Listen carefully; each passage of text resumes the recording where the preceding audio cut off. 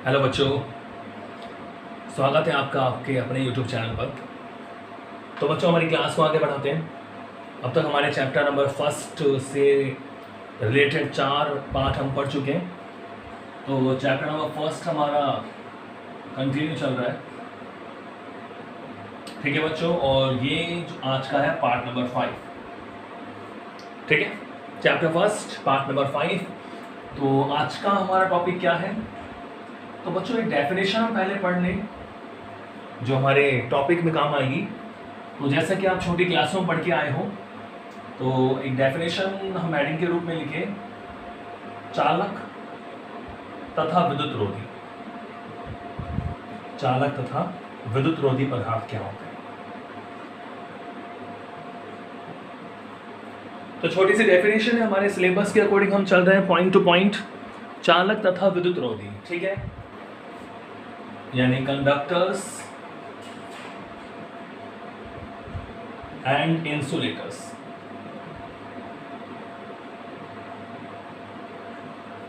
Conductors and insulators, ठीक है। तो बच्चों, मैं पहले चालक को ले लूं। चालक, कंडक्टर्स।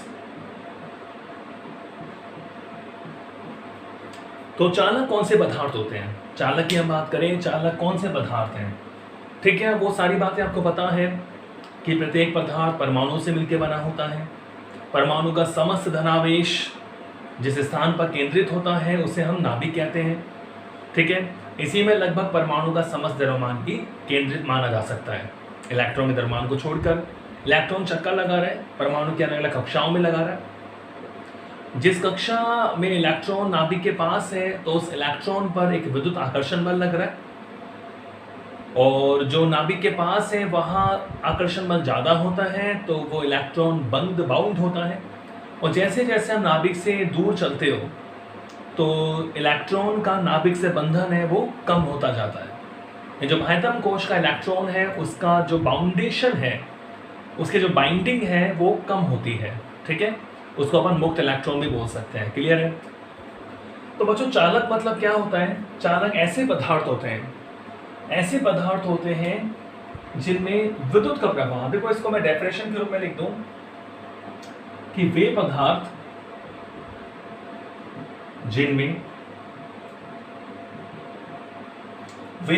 जिनमें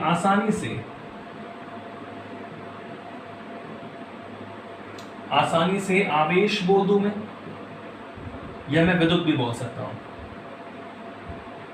ठीक है, आवेश या विद्युत। तो वे पदार्थ जिनमें आसानी से आवेश का या विद्युत का प्रवाह होता है।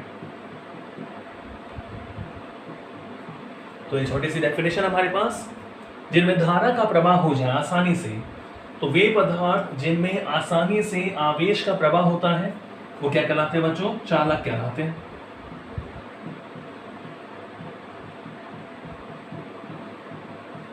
क्या कहलाते हैं? चालक, ठीक है। इसका पर एग्जांपल ले लें तो देखो बच्चों, चालक सभी जो धातुएं होती हैं, सभी धातुएं जैसे मान लो सोना, चांदी, ठीक है, एल्युमिनियम, तांबा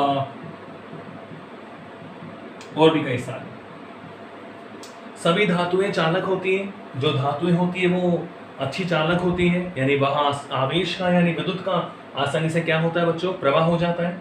तो सभी धातुएं कैसी होती है? चालक होती है। और आप देख सकते हैं इनमें भी जो चांदी है वो सबसे अच्छा चालक होता है, ठीक है। चांदी जो है, सिल्वर जो है, वो सबसे अच्छा चालक होता है, सबसे अच्छा चालक।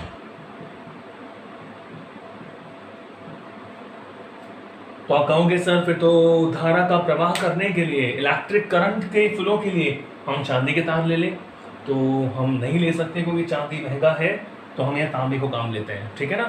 चांदी के बाद हम किसका नंबर लेते हैं? तांबे का। तो अब ये डेफिनेशन क्लियर है बहुत छोटी सी, कि जिनमें धारा का यानी विद्युत का आसानी से प्रवाह हो जाए, उन्हें क्या बोलते हैं? चालक बोलते हैं। सभी धातुएं जो हैं वो चालक होती हैं, ठीक है। और आप देखेंगे विद्युत अपघटन जो होते हैं,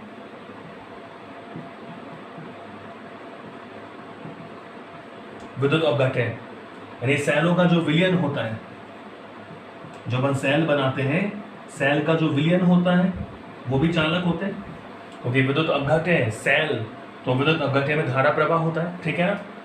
तो बच्चों देखो, चालक की मैं बात जब करता हूं तो चालक में धारा प्रवाहित करने के लिए, धारा या आवेश प्रवाहित करने के लिए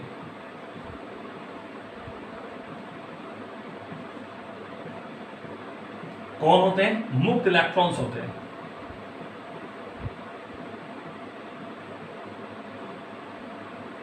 मुक्त इलेक्ट्रॉन, चालक में जो धारा प्रवाह होता है वो मुक्त इलेक्ट्रॉनों के द्वारा होता है। मुक्त इलेक्ट्रॉन का मतलब मैंने अभी आपको बताया था कि पदार्थ के परमाणु में जो सबसे बाह्यतम कक्षा का इलेक्ट्रॉन है, यानी जिसका नाभिक के आकर्षण बल से, जो वैद्युत आकर्षण बल से बंधन बहुत कम है, बहुत कमजोर बल है, यानी बहुत दुर्बल प्रकृति का बल उसमें लग रहा है, यानी वो ढीला बंधा होता है नाभिक से, तो थोड़ी सी उसे एनर्जी मिलती है तो वो फ्री हो सकता है, पदार्थ में घूम सकता है, पदार्थ से बाहर तो नहीं जा सकता, पदार्थ में गति कर सकता है, तो उसे अपन क्या बोलते हैं? मुक्त इलेक्ट्रॉन। तो धारा प्रवाहित करने के लिए चालक में कौन होते हैं? मुक्त इलेक्ट्रॉन। जबकि देखो बच्चों, विद्युत जो अपघटन होते हैं इनमें मुक्त इलेक्ट्रॉन के साथ, विद्युत अपघटनों में मुक्त इलेक्ट्रॉन के साथ आयंस भी होते हैं। विद्युत अपघटनों में धारा जो प्रवाह होगा वो किसके कारण होगा? मुक्त इलेक्ट्रॉन्स और आयनों के द्वारा धारा प्रवाह होता है, ठीक है। तो ये चालक की डेफिनेशन थी, क्लियर है कि वे पदार्थ जिनमें आसानी से आवेश का प्रवाह होता है वो क्या कहलाते हैं? चालक कहलाते हैं। सभी धातुएं कैसी होती है? चालक। सबसे अच्छा चालक कौन सा होता है? चांदी होता है। विद्युत अपघटन भी चालक होते हैं, ठीक है। अगर शुद्ध जल में अशुद्धि मिला दी जाए तो वो भी चालक बन जाता है, तभी तो बनता है सेलों का विलयन। अब बात करें हम विद्युत रोधी की।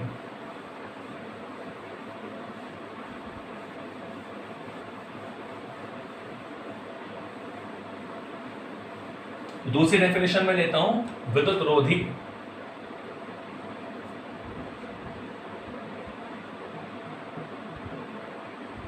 विद्युत रोधी पदार्थ या बच्चों को हम क्या बोल सकते हैं? कुचालक पदार्थ या अचालक पदार्थ, ठीक है। तो इंसुलेटर या नॉन कंडक्टर्स,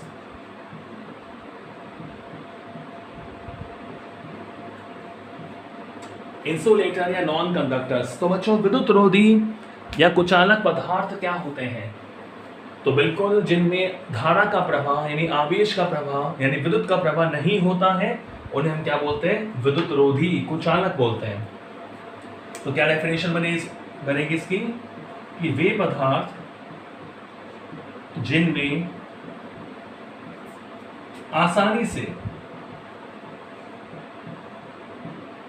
आवेश, ठीक है, और ब्रैकेट में हम क्या लिख सकते हैं? विद्युत। तो वे पदार्थ जिनमें आसानी से आवेश या विद्युत का प्रवाह नहीं होता है,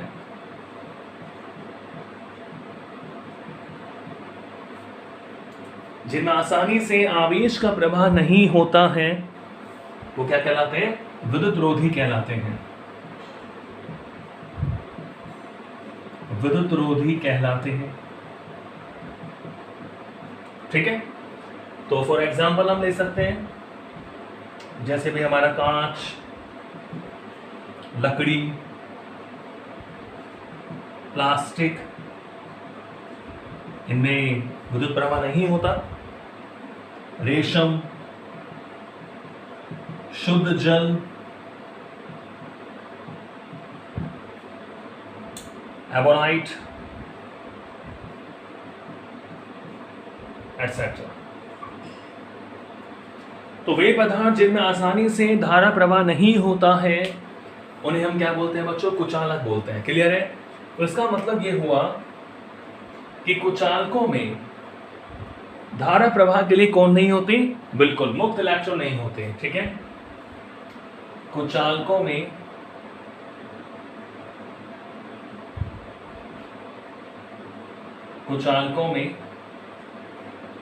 धारा प्रवाह के लिए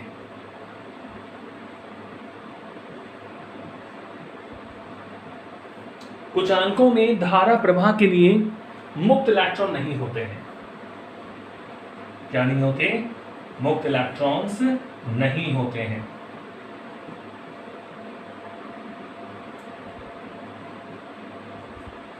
कुचालकों में धारा प्रवाह के लिए मुक्त इलेक्ट्रॉन्स नहीं होते हैं। ठीक है, तो ऐसा नहीं है पदार्थ तो कोई सा भी हो, चाहे चालक हो, चाहे कुचालक हो, चाहे अर्धचालक हो, इलेक्ट्रॉन्स तो होते हैं। लेकिन धारा प्रवाह के लिए हमें इलेक्ट्रॉन कैसे चाहिए बच्चों? फ्री इलेक्ट्रॉन्स चाहिए, मुक्त इलेक्ट्रॉन्स चाहिए। प्रवाह का मतलब होता है गतिशील होना, इलेक्ट्रॉन्स गति करना चाहिए, तो तभी धारा का प्रवाह होगा। तो कुचालकों में धारा प्रवाह के लिए मुक्त इलेक्ट्रॉन्स नहीं होते। तो बाकी मुक्त इलेक्ट्रॉनों के अलावा जो इलेक्ट्रॉन है उन्हें हम क्या बोलते हैं? Bound electron.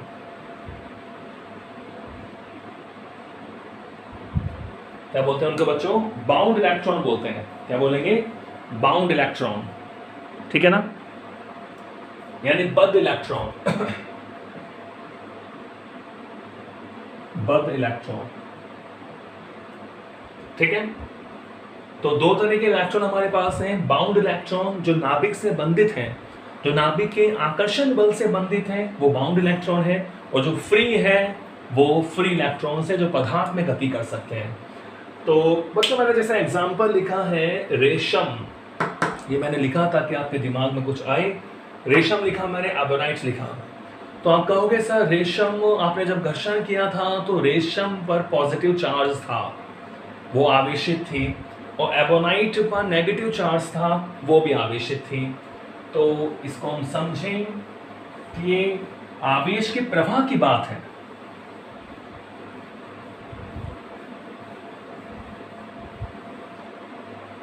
ठीक है, क्वेश्चन डेफिनेशन क्या है कि आवेश का प्रवाह होना, आवेश प्रवाहित हो रहा है तो चालक है, आवेश का प्रवाह नहीं हो रहा है, इलेक्ट्रॉन्स का प्रवाह नहीं हो रहा है तो कुचालक है।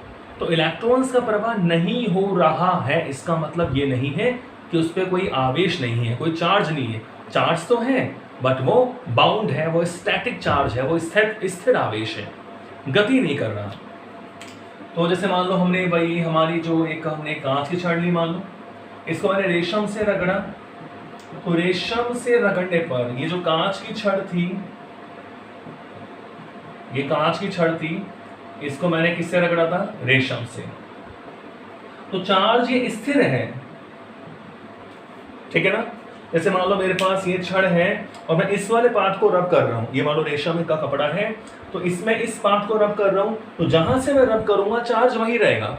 जैसे मान लो मैंने केवल इस वाले पार्ट को रब करा तो चार्ज केवल यही रहेगा, यानी ये आवेश कैसा होगा? स्थिर आवेश होगा। यह आवेश कैसा होगा बच्चों? स्थिर आवेश। तो ये कांच है, चूंकि ये कैसा है? ये कुचालक है। कांच कैसा है बच्चों? कुचालक है, विद्युत रोधी है।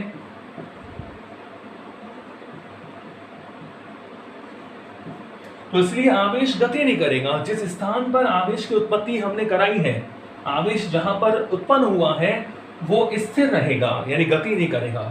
तो आप समझ जाना कि आवेश प्रवाहित होने की बात हो रही है, आवेश होना या नहीं होने की बात नहीं हो रही, आवेश का प्रवाहित होना। तो जिन पदार्थों में आवेश का आसानी से प्रवाह हो जाता है वो चालक कहलाते हैं, जहां आवेश का प्रवाह नहीं होता है वो क्या होता है बच्चों? कुचालक होता है। चलो आगे चले, नेक्स्ट। ये टॉपिक था हमारा चालक और विद्युत रोधी, डेफिनेशन थी। तो अब हम एक डेफिनेशन या एक टॉपिक हम पढ़ें जिसका नाम है प्रेरण द्वारा आवेशन। जो टॉपिक हमारे पास है प्रेरण द्वारा आवेशन।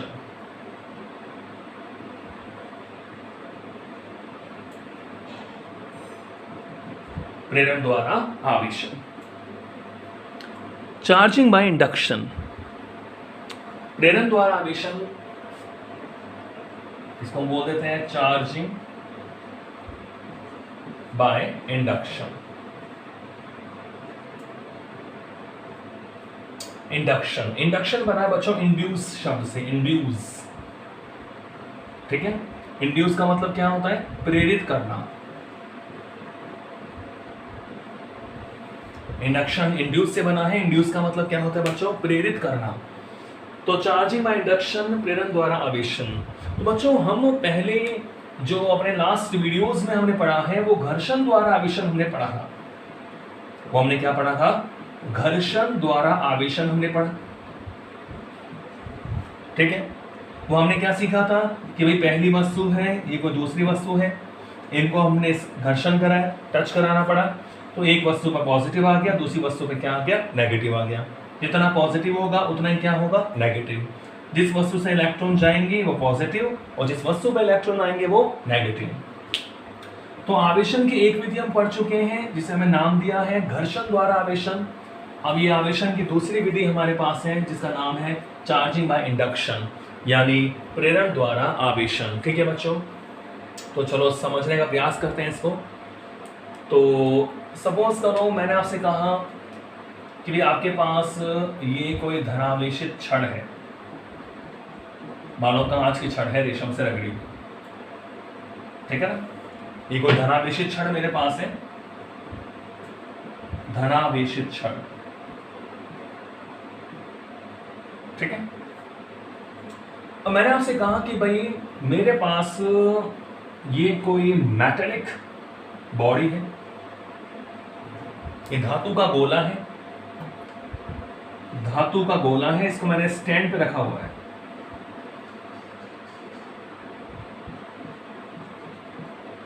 ठीक है भाई। ये क्या है मेरे पास? ये धातु का गोला है। धातु अच्छी चालक होती है, गुड कंडक्टर्स होती है, तो ये धातु का गोला है, ठीक है बच्चों। और ये क्या है? ये कुचालक स्टैंड है, कुचालक स्टैंड,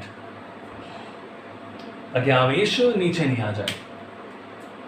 तो मैंने आपसे कहा कि भाई आपके पास ये वो धातु का गोला है, एक्सपेरिमेंट हम कर रहे हैं, एक मेटेलिक बॉडी मेरे पास है और ये कोई पॉजिटिव चार्ज्ड छड़ आपके पास है, धनावेशी छड़ आपके पास है। तो मैंने कहा इसको चार्ज करना है। अभी कैसा है? अभी अनावेशित है। अभी हमारा जो गोला है वो कैसा है? इसमें कोई चार्ज नहीं है, अनावेशित है, नेट चार्ज 0 है, ठीक है ना। वैसे आपको पता है गोला है, चालक गोला है, इतना पॉजिटिव है उतना नेगेटिव है, तो नेट चार्ज 0 है, पॉजिटिव भी है नेगेटिव भी है, लेकिन जो कुल आवेश है वो क्या है? 0। तो ये अनावेशित है, धातु का गोला है। तो मैंने आपसे कहा कि भाई इसको हमें चार्ज करना है। तो आप क्या कहोगे? आप कहोगे सर आप ये जो छड़ है इसको मैं यहाँ ले आता हूँ पास में इसके। ऐसे सोचोगे आप कि भाई इस छड़ को इधर ले आते हैं, इसको टच करा देते हैं। तो ये जो छड़ थी मेरे पास पॉजिटिव छड़ थी, ठीक है, इसको हमने क्या करा? इससे टच करा दिया आपने। तो अब ये पॉजिटिव है, इसमें से कुछ भाग इस पर चला गया,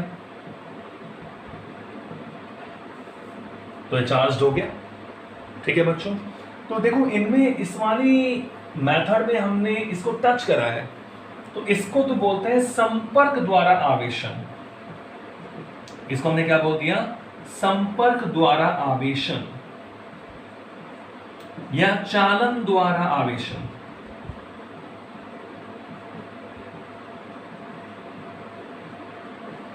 चालन द्वारा आवेशन। ये चार्ज बॉडी थी, हमने इसको टच कराया, धातु के गोले को टच कराया, तो ये चार्ज इस पर चला गया। तो ये इस तरह से हम जो चार्ज करते हैं वो कौन सी विधि कहलाती है? संपर्क द्वारा आवेशन। लेकिन मैंने आपसे कहा कि आपको टच नहीं कराना, बिना छुए, बिना संपर्क स्थापित किए इसको आपको बनाना है चार्ज्ड। तो फिर आप क्या करोगे? तो उसके लिए जो विधि होती है हमारे पास, उसी का नाम है प्रेरण द्वारा आवेशन, जहां संपर्क किए बिना आवेशित करना पड़ता है। संपर्क किए बिना आवेशन करना, उसी को बोलते हैं प्रेरण द्वारा आवेशन। तो प्रेरण द्वारा आवेशन की डेफिनेशन क्या लिख सकते हैं? कि वह प्रक्रिया जिसमें किसी अनावेशित वस्तु को, वह प्रक्रिया जिसमें किसी अनावेशित वस्तु को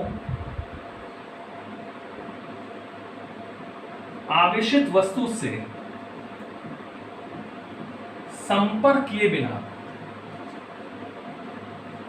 ठीक है, संपर्क किए बिना मतलब टच नहीं करना, तो वह प्रक्रिया जिसमें किसी अनावेशित वस्तु को, जिसमें कोई चार्ज नहीं है, अनावेशित वस्तु को आवेशित वस्तु से संपर्क किए बिना विपरीत आवेशित किया जाए। कैसे किया जाए बच्चों? विपरीत आवेशित, संपर्क किए बिना विपरीत आवेशित किया जाए, ठीक है। तो इसी विधि को, इस मेथड को, इस प्रोसेस को हम क्या बोलते हैं? प्रेरण द्वारा आवेशन। तो वह प्रक्रिया जिसमें किसी अनावेशित वस्तु को आवेशित वस्तु से संपर्क के बिना, विदाउट टचिंग, विदाउट कॉन्टैक्ट, संपर्क के बिना विपरीत आवेशित किया जाए, क्या कहलाती है? प्रेरण द्वारा आवेशन कहलाती है।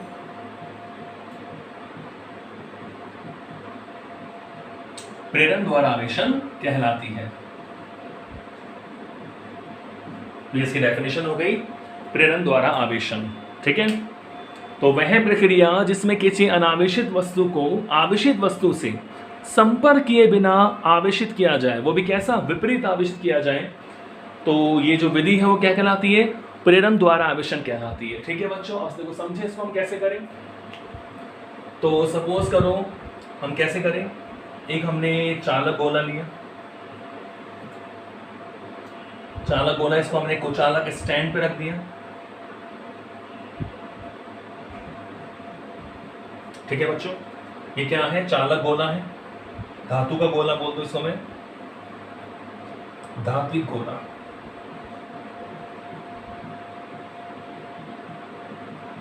ठीक है। और ये कुचालक स्टैंड है। आवेश के लीकेज को रोकने के लिए हमने एक कुचालक स्टैंड रख दिया, धात्विक गोला, कुचालक स्टैंड। तो संपर्क के बिना, तो सपोज करो मैं इसके पास एक पॉजिटिव चार्ज वस्तु लेके आता हूं, ठीक है, पॉजिटिव चार्ज वस्तु हम लेके आए, क्लियर है। तो अब बच्चों क्या होगा? ये चालक गोला है, धात्विक गोला है, धातु का गोला, धातु गोला मतलब क्या हुआ कि वही चालक है,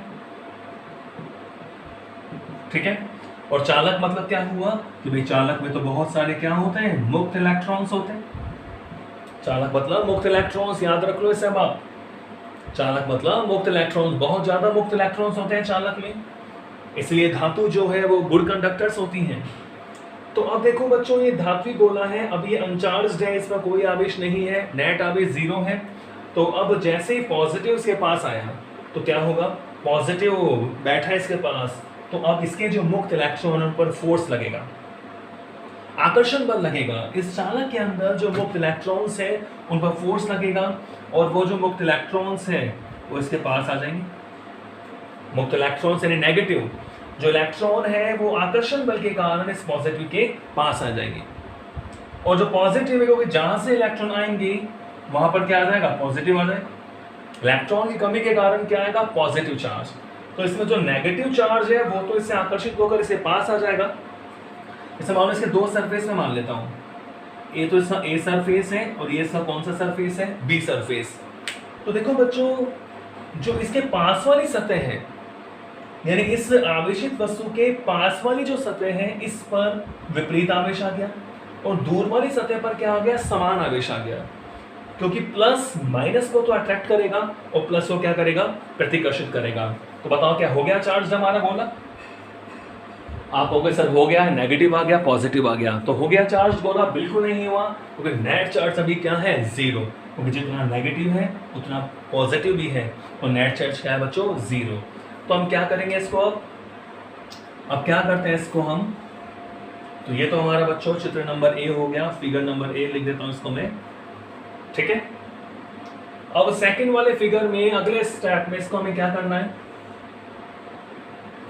अगले स्टेप में सपोज करो ये गोला था मेरे पास, वही पहले वाला, मैं वहां भी बना सकता था, लेकिन थोड़ा और समझाने के लिए मैं इसको अलग से बना रहा हूं, ठीक है। ये मेरी पॉजिटिव थी, टच नहीं करना, पास में रखना है। तो बच्चों ये नेगेटिव हो गया, ठीक है, और ये पॉजिटिव था। तो अब हम क्या करते हैं, क्योंकि हमें इसे चार्ज बनाना है, तो इस जो दूसरा सरफेस है इसको मैंने ग्राउंडेड कर दिया। मैंने एक तार लिया, यहां से तार को टच करा के पृथ्वी से जोड़ दिया। ग्राउंडेड करना, भू संपर्कित करना। क्या कर दिया बच्चों? ग्राउंडेड कर दिया, यानी इसकी सतह को मैंने भू संपर्कित कर दिया। क्या कर दिया? भू संपर्कित। तो अब बच्चों क्या होगा? पृथ्वी चालक है, आपको पता है, ठीक है। तो ये जो भू संपर्कित हुआ है, अब यहां से इलेक्ट्रॉन्स निकलेंगे और ये जो इलेक्ट्रॉन्स है वो इसको कैंसिल कर देंगे। तो ये पॉजिटिव चार्ज यहां से हट जाएगा, यानी इलेक्ट्रॉन्स ने, जैसे हमने ग्राउंडेड करा तो ये जो भू संपर्कित हमने करा, पृथ्वी से इलेक्ट्रॉन निकले और इसकी सतह पर जो पॉजिटिव था उसको क्या कर दिया? कैंसिल कर दिया। यानी इस पर केवल क्या रह गया? नेगेटिव चार्ज रह गया। ये हमारा फिगर बी हो गया। तो अगला स्टेप हम क्या करें? अब नेगेटिव चार्ज हो गया ना, तो अब हम क्या करें? ऐसा करें, इस छड़ को हटा ले तो क्या होगा? चलो मैंने इस छड़ को हटा लिया, तो तीसरा वाला जो स्टेप है, मैंने छड़ को हटाया,